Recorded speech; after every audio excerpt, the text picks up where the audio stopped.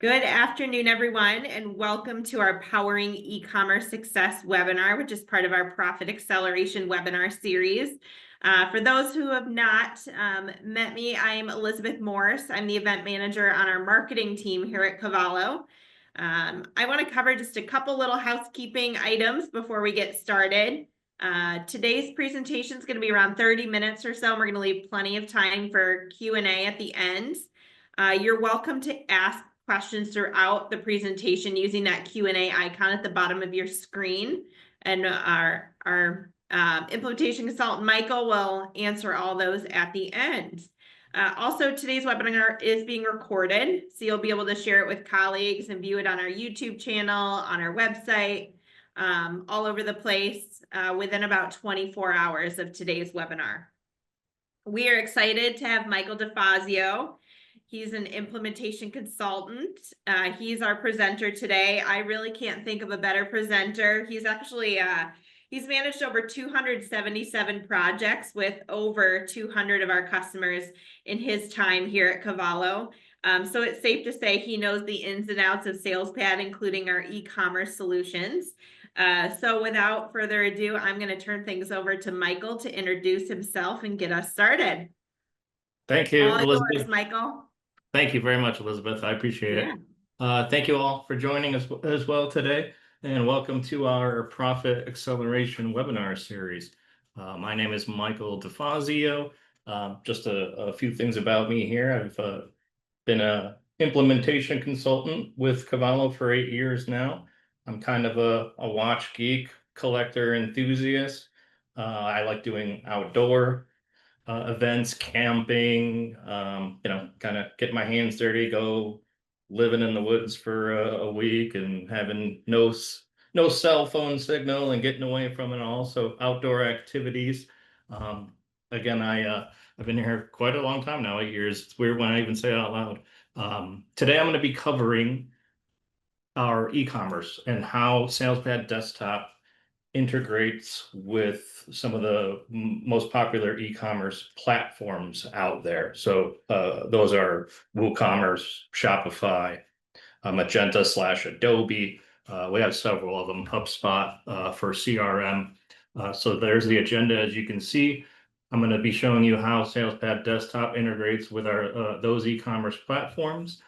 I'm going to show you how it might help to drive and streamline your online sales and accelerate your overall fulfillment process. I'm going to do a demo using Shopify so that you can see how it actually works, how it integrates with SalesPad, and try to visualize that and take that and think about how you might be able to take advantage of this within your own SalesPad. At the very end, as Elizabeth said, there'll be some time for Q&A. But I'm going to go over one customer recent success story related to our e-commerce platform and integration. That's an interesting story to hear. I don't want to take up too much time with the introduction here because I want to leave time, obviously, to show you everything and some time at the end for Q&A.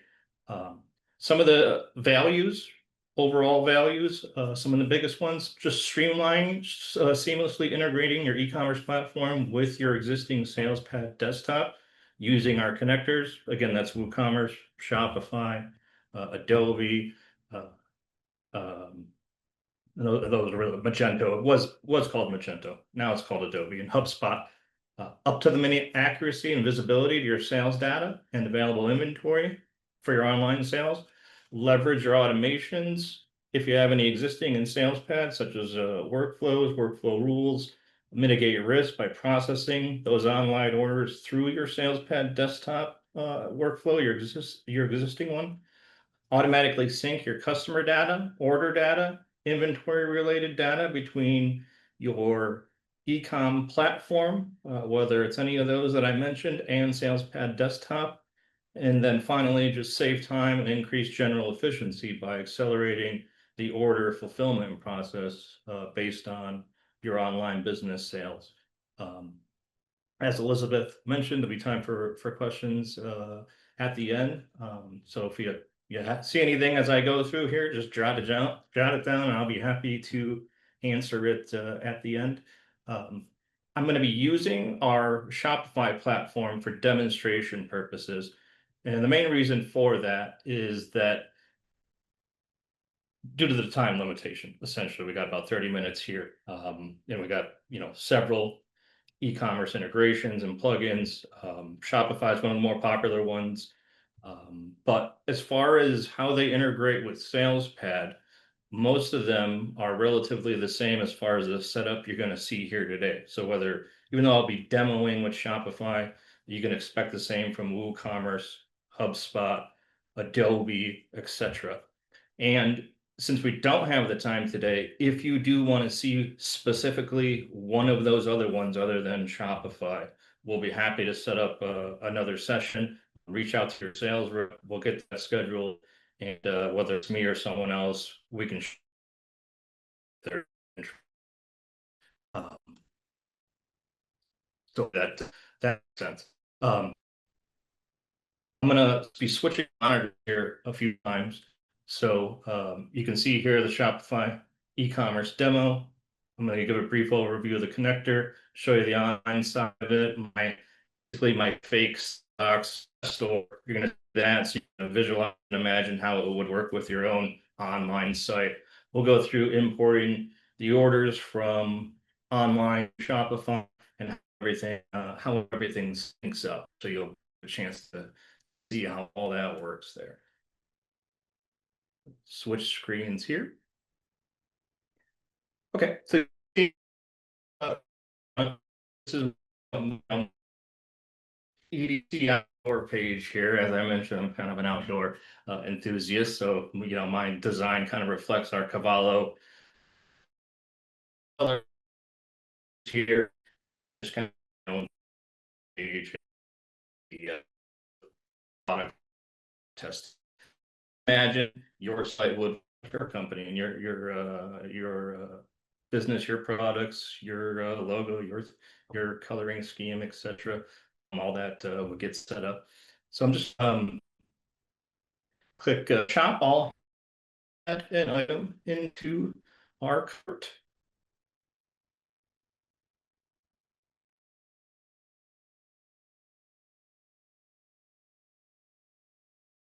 And you can imagine if this was one of your online customers, they'd be doing the same thing here. Just gonna fill in some general information. That's our address there. This is our phone number. Shipping options, I'm just gonna say, yep, for free. And I have a test sandbox account here. So we'll even run a fake credit card transaction here so that all this goes through. So this is the standard checkout window. I'm just gonna say pay now. And now that order's been placed. And the customer email has been sent out to the customer with a notification, thank you for your order, we've received it, etc. This is your order number. You can see some general payment info here. Continue shopping. We're not going to do that here today. It's just because it'd be a repeat of what you just saw. Now I'm going to flip over to the back end of Shopify, and this is more of the admin side of things, what you're going to see here. So you should be seeing that now. This is the back end of my Shopify store. So if we just do a refresh here,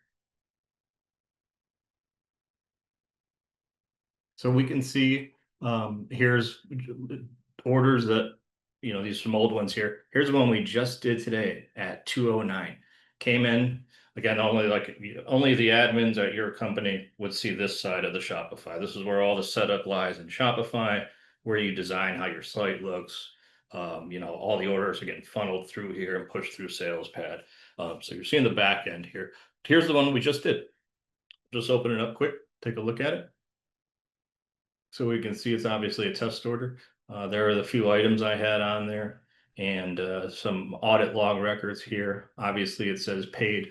So now this is sitting here along, if you can imagine, maybe depending on your volume, you're getting 10, 20, 100 orders an hour. Now these are sitting out here waiting to be imported into SalesPad, essentially. I'm going to flip the share here again one more time, just because I want to show you now the the SalesPad side of things here, so just bear with me.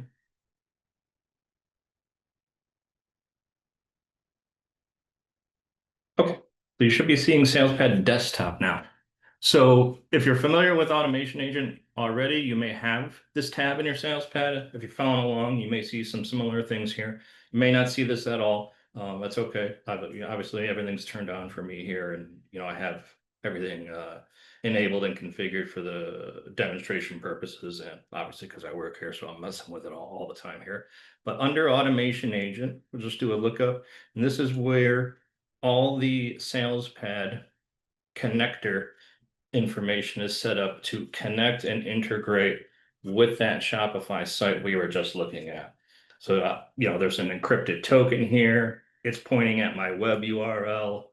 And then there's a lot of mappings that a consultant and you will work on an active project for importing orders, mapping customer data, addresses, name, contacts, all the standard stuff you can think of that is on an online order that you would expect to pull into SalesPad and see that same data on that order in SalesPad/GP. Just to give you one quick example of some of these settings, I don't want to get too deep into the weeds here, but this might look a little familiar. It popped up on another monitor. Could someone confirm they see this box that I just dragged over for sales document assignment mappings? Elizabeth, can you confirm that? Yes, I can see it. Perfect, thank you. So you can see here along the left-hand side, this is the SalesPad tables. Along the right-hand side is where I've said go get that data from the Shopify side. So it's pretty straightforward, obvious address mappings. You can see here the customer PO field. If you think about when you're in one of your orders or invoices in SalesPad, there's the customer PO field.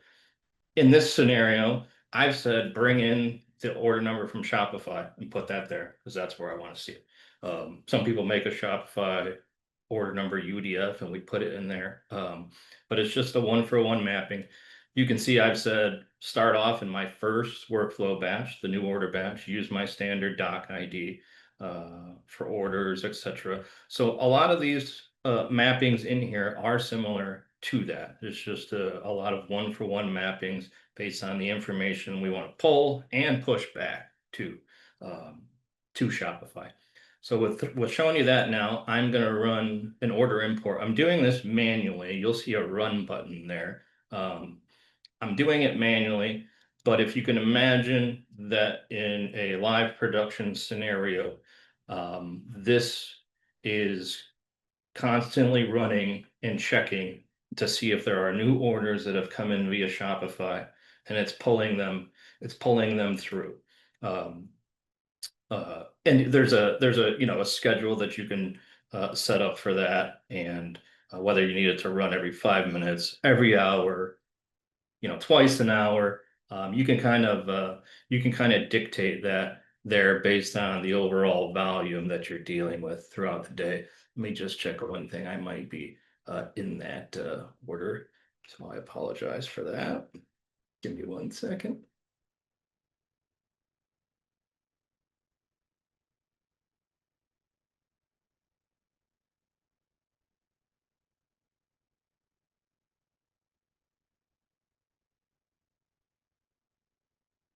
And we'll run this import again here.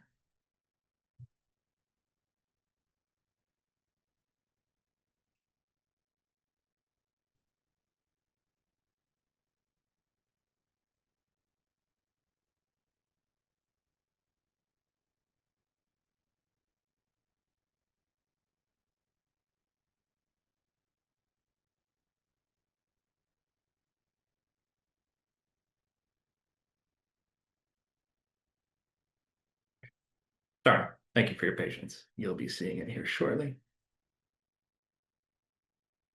Okay.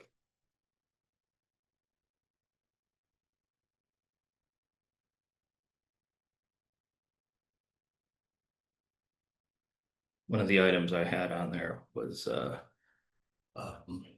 bad price because I was messing around with here. So let's run this now again. And it's normally not, it's normally a lot faster too. I'm kind of in a different corner of the building here on the Wi-Fi. So let's go find that order now in the sales monitor. I'm sure you're all familiar with this.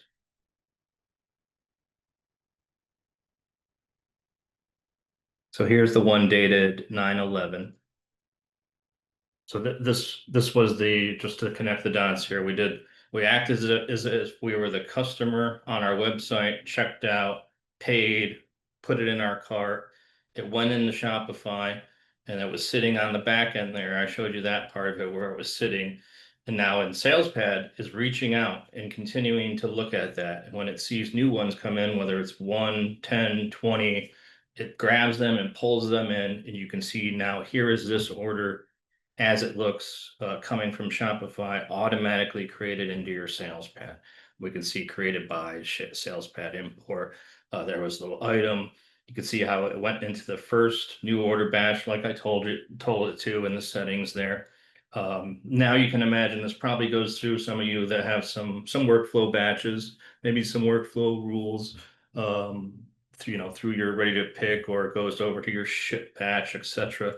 Let's play that out hypothetically here. I'm going to put it in the batch called Shopify export. So let's pretend at this point that it's gone through your workflow, you fulfilled it, and you're getting ready to transfer this order to an invoice or bill for it, let's say. Maybe there is some tracking number at this point. You've just shipped it, created the UPS label. So let's just put a fake tracking number in here as well so you can see it. It's fulfilled.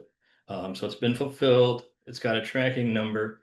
Now what we're doing here, this Shopify export batch, Shopify is actually looking back at this. So we were looking at orders to import them when they were new.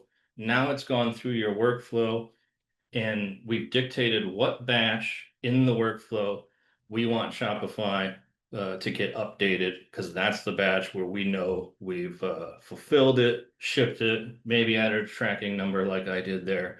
So hopefully you can visualize that kind of playing out in your own SalesPad.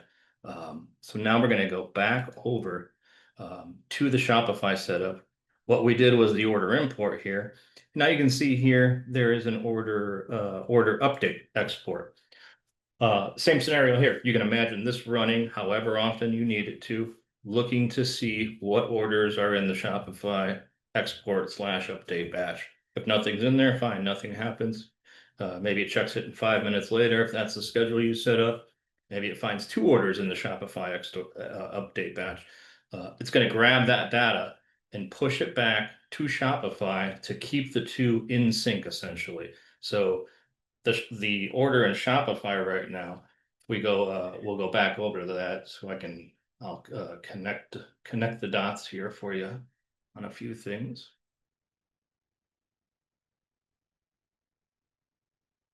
So you should be able to see Shopify right now. The back end of it again. You can see here it is exported to SalesPad. It got flagged because now it's been imported. That's how we keep track of not getting duplicate orders. We put this tag automatically got added to it. So the next time SalesPad desktop reaches out to Shopify or WooCommerce or Adobe, again, just to reiterate, this is all relatively the same for all those platforms, the way this setup works and the functionality. You can see it says exported to SalesPad. So SalesPad knows to ignore any of those that have that tag on it because it's already been imported and you don't want to duplicate the orders. But we've pushed it through our SalesPad workflow at this point. Going back over to SalesPad desktop. And this again would be running automatically. I'm going to hit the run button manually here, just for demonstration purposes. We have it sitting in that Shopify export batch. So you can see the one successful. That was the one we put in the Shopify export batch.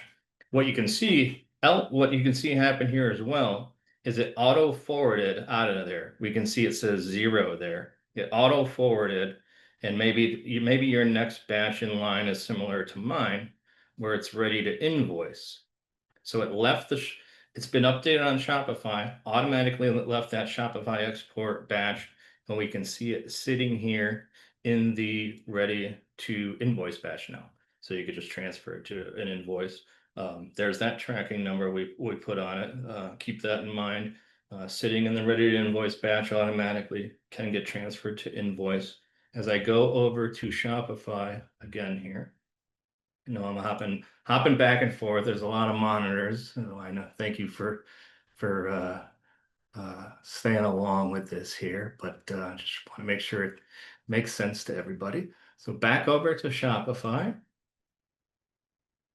Now what you'll see here, this got automatically updated because that data and that information pushed back from SalesPad to Shopify. So you can see here, tracking number added, status changed to fulfilled. And if we just go in here, we'll see that fake tracking number right there that I punched in SalesPad, pushed it back out here, updated the fulfilled status for that specific warehouse it was fulfilled from. If you have multiple warehouses, no problem. This will connect to multiple warehouses and pull the inventory from those specific warehouses and deduct it in those fulfillment scenarios. I'm just using the one warehouse as an example, but it can handle multiple. So you can see how everything is connected and communicating, whether it's coming into SalesPad, automatically creating the order, pushing it through your workflow, getting it to a point where you've fulfilled and shipped. That automatically pushes that data and update back out to Shopify. And we see here that on the Shopify side, it's now been updated to a fulfilled status and has the tracking number added. And during these communications, I'll show it to you. The customer, if you so choose, is getting notifications along the way of this. So I'm gonna just share my my Gmail. I wouldn't normally do this, but I want you to see the notifications. So you can see here are those notifications. This right when we updated the fulfillment to the status to fulfilled and added that tracking number. There it is as well. This email went out to the customer, gave them their UPS tracking number. There it is right there. Record of what they were buying from Mike's EDC and Knife Shop. Again, mentioned at the beginning, I'm kind of a outdoorsy person, so this is like wood carving gear. You can see here was the one before it when I just placed the order. It's just really a confirmation of the order was processed. So if you so choose, your customers are also getting notifications automatically emailed to them via the integration between SalesPad Desktop and Shopify. And those are going right to my Gmail because in this case, technically, I'm the customer of my own store in that scenario. So hopefully that's all making sense. So back to SalesPad, you would push this through your normal workflow now, transfer it to an invoice. And a lot of that process may stay the same for you. But that was one order. And I also ran everything manually. But if you could imagine that setup, and if you're dealing with 10, 20, 50, 100 orders coming through your online store into Shopify, SalesPad pulling all those whenever they're there all at once, creating all those orders automatically so you don't have to do them manually, pushing them through your workflow automatically. Then you do your fulfillment if that's part of your process, your shipping, adding a tracking number if that's part of your process. And then it will even push that data back to Shopify and update everything out there and send that update to the customer that you saw that included the tracking number and the confirmation that it's been shipped. You're getting you're getting obviously paid in most cases up front because it's an online shopping scenario, and they're probably putting their credit card in like I did with that test one there. I've seen that done a couple different ways, but most likely that's the most common scenario there. Just gonna stop sharing here. Just want to see how I'm doing on time and make sure I'm covering with everything with my notes here. I'm going to go back to the slide here because there's a few things I want to discuss.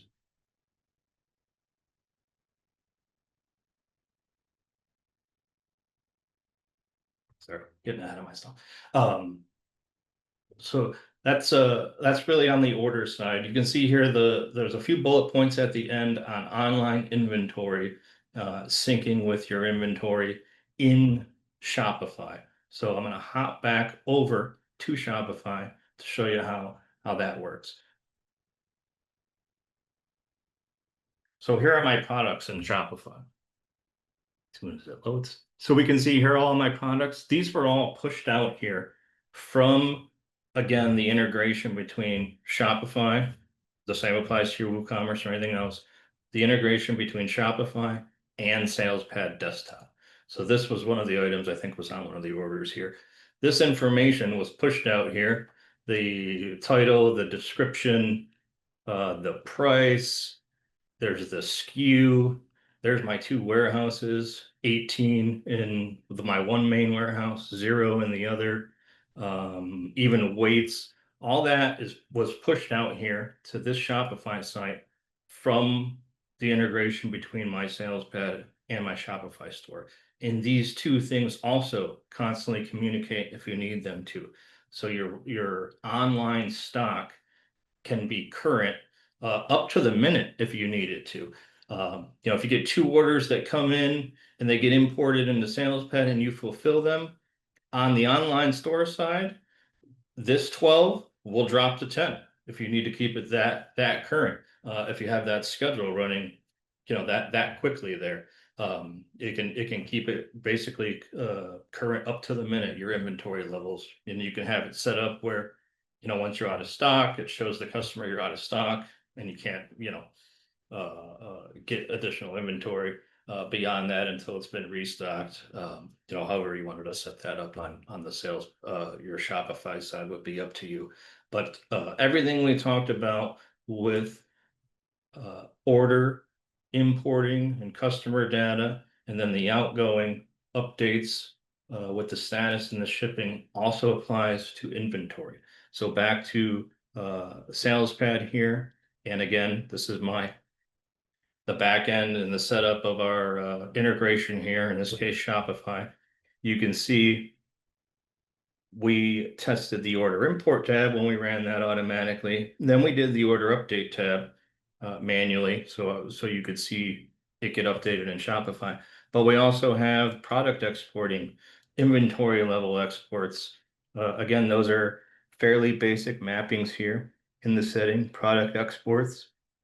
Some general mappings just to match up with your item number to the SKU and SalesPad field, and maybe you're doing pricing as well. So here's the table in SalesPad. That's the price equal to the price in Shopify. Item number is equal to the SKU in Shopify.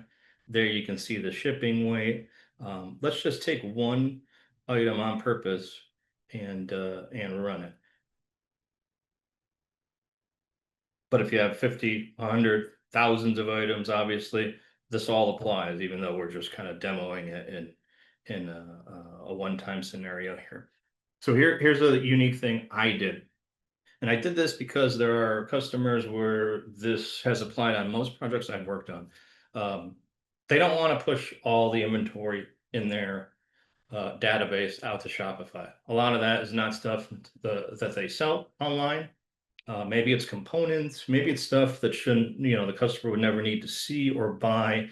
And we need to filter out product that you sell online versus all the product and item numbers in your SalesPad. There's a lot of ways to do that, if you got it set up by customer class, or there's a lot of ways to make those distinctions. A lot of times we end up just making a UDF. And if I got 1,000 items, and out of those 1,000, 600 of them are master items, not components or anything, items that I'm going to sell online. Those 600, I mass updated this UDF to say true that those are Shopify items. And then when that inventory manager, inventory product component runs and bridges this communication between SalesPad and Shopify and the items, it's strictly focusing on only the ones I have tagged, and it's ignoring all the other ones that I've said, don't push that information out to my online store. So there's a lot of options relative to that as well. Just going to change this UPC here on this to 11111 because I want to give you an example.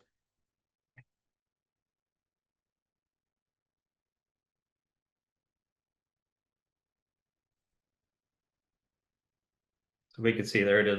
And this is an item that export to Shopify, true. So back over, imagine this product export is again running. This one, I would say in my experience, this one runs a little less often. If you think about orders and you're getting 10, 20, 100 a day, obviously you need to keep bringing those in and processing them. Your inventory and maybe your items, whether or not you're creating new items daily or every other day, or pricing adjustments, typically that might not be happening at that kind of volume that you're getting orders. I've seen a lot of customers where they have this run at the end of the day, maybe even after business hours. They set this up to run at 8 o'clock at night and go push all the updates out to the Shopify store before the next day, from quantities, any new items we've created, any pricing changes, versus that needing to run every minute or every 10 seconds, whatever the case may be. So that's probably a little more common there. I'm going to again run it manually just for demonstration purposes here. Then I'm going to go over to my Shopify store so you can have a visual of this. I know we're running low on time and I want to save time for questions as well. So here is my Shopify store. Should be coming up for you. You're going to look at the product. And for that particular item that I used for example purposes, let's go look at that.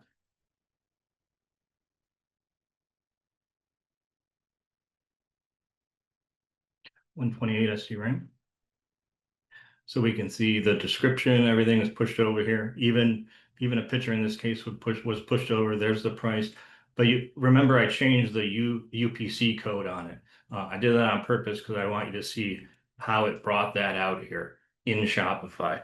So if you were changing item descriptions, pricing, the behavior would be all the same. And I did it on one item, but it would be the same if you had 1,000 items.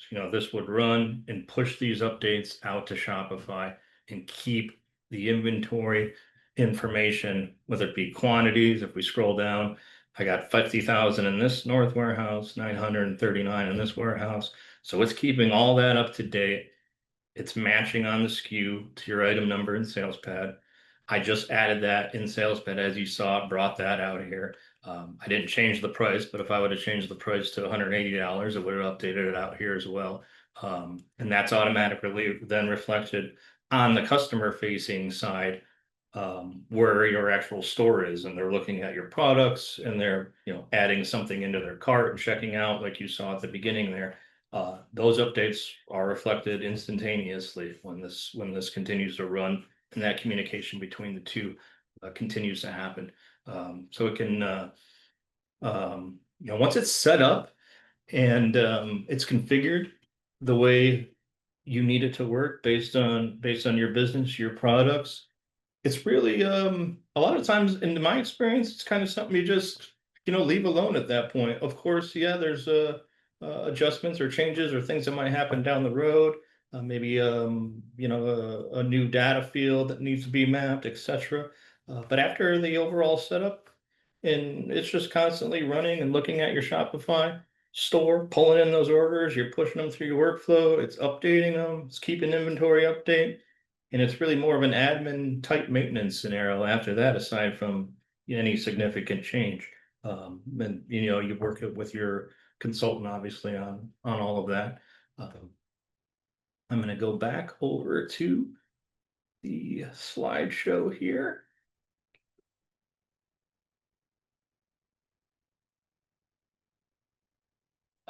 Customer success story. Let's talk about this quick before we get into the Q&A. So we had a customer, Paramount Coffee, as you can see there. They came to us with a pretty significant challenge. It was Shopify. But like I said, the WooCommerce, Adobe, etc., they're all relatively the same as far as the integration and the plugin and how the communications work.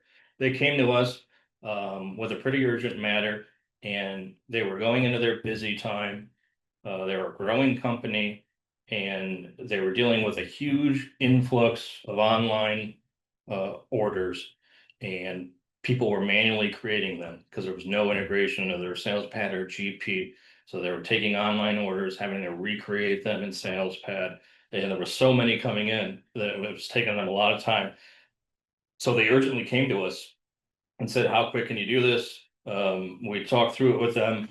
They literally said, "If we can get it done in a week, they'll throw resources at it and be there for whenever we need us. And if we can have a consultant jump on this right away." Um, and we did it. They kept up their end of their bargain. Our consultant was there for them every step of the way, and we got the whole Shopify configuration done and connected, integrated with their store for orders, inventory in 1 week. And after that, as you saw in the demo, those orders were automatically just flowing in and getting created automatically in SalesPad desktop from their online store after that. So it was pretty impressive. It's hard to get anything done in a week.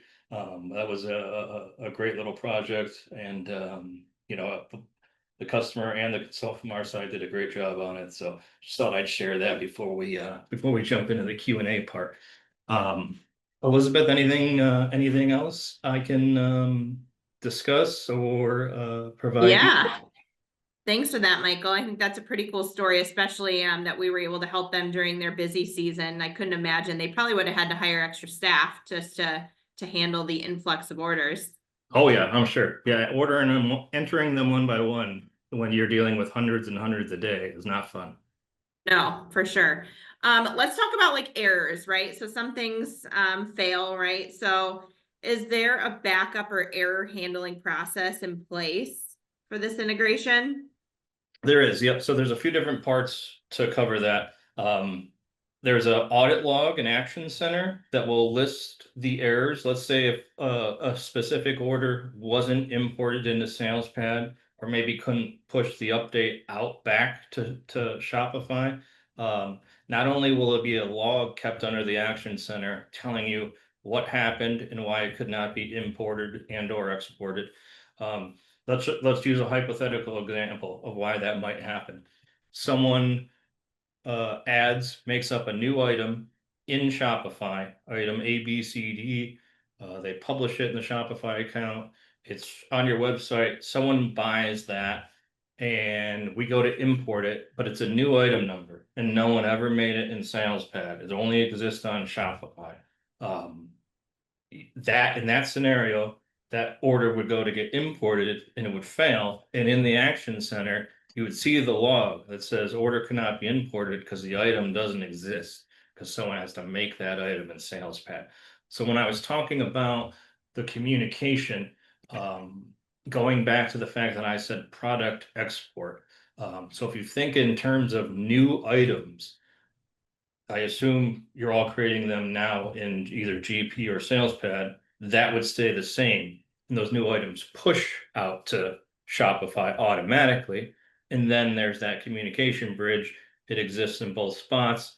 Then you would avoid that type of hypothetical scenario of why an order might fail coming in. So it's just making sure the order of how things are done. The other aspect to that question is there's also a fail batch. So in the settings in the Shopify setup or the WooCommerce setup or the Adobe setup, not only do you get the message in the Action Center, there'll be a log in a specific failed batch. Let's say it's the product. Let's say it's the order export back to Shopify to update the tracking number and the fulfillment status and send out that notice like I showed you. Let's say that fails to export for some reason. At that point, it's already an order that you processed. So not only will there be a log in the Action Center, but the order can auto forward to like a export failed batch, whatever you want to name it. And, at the end of the day, or at some point in the day, someone might see that there's one sitting in there, and that you'd be able to go to look at it and see what the problem was. So not only will you see the error message in a log, but it'll also isolate them, put them in their own batch, so you can go look at what happened. Awesome. Glad to hear there's some things in place. Lastly, it looks like so some of our customers split orders. Can the integration support that? Yes, 100%.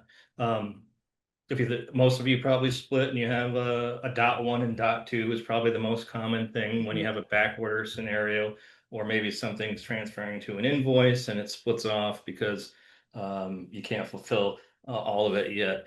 The link still remains, even on the split orders, back to Shopify and the original order they came in on. So there's no risk of any kind of duplication there either. Behind the scenes, not to get technical, in the SQL side, there's a link that's been created between the items and that order and WooCommerce or Shopify and back to SalesPad, so that there's no chance of any duplication or errors. So if you split and you have a 0.1 and 0.2, maybe you move forward with fulfilling the one order, and you can't fulfill the other because it's the items on back order. Now you have a split scenario. That one you were able to fulfill will push back to Shopify, like I did after I added the tracking number, and actually change the status to partially fulfilled, show which item was fulfilled and the quantity, show which one is still pending on Shopify. And this can go even deeper. I've had some customers not only split, but they might split and they might fulfill the back ordered one from a different warehouse in some cases, where they're even changing the location. We can even accommodate that secondary one that was split. Maybe you're able to get the item and fulfill it a week later, but you did it from one of your other sites, one of your other warehouse locations. When that pushes back to Shopify, it'll actually not only reflect the split and the new fulfillment, but if you've fulfilled it from one of the other warehouses, it'll deduct the quantity appropriately on Shopify as well, so that those available quantities between the two systems are always in sync. Very good. Well, Michael, I think that's going to conclude today's webinar. Thank you for your time and the presentation. Most importantly, thank you to all of you for joining us today. We hope to see you at some of our other webinars. If you want to check out that calendar of upcoming events, just head on over to our website. It's cavallo.com/events-schedule. And you can register, like I said, for upcoming webinars, but then you can also view recordings of webinars you may have missed, or webinars that you might want to pass along to colleagues so they can view them. And then, like Michael said, if you in your business would like to see a demo of one of the other two e-commerce integrations, we'd be happy to schedule that. Just let your account manager know, or just shoot us over an email at marketing@cavallo.com and we'll put you in touch with the right person for that. So lastly, there's going to be a really short survey at the very end. We greatly appreciate your feedback, and thanks again for joining us, and have a great day. Thank you, everybody.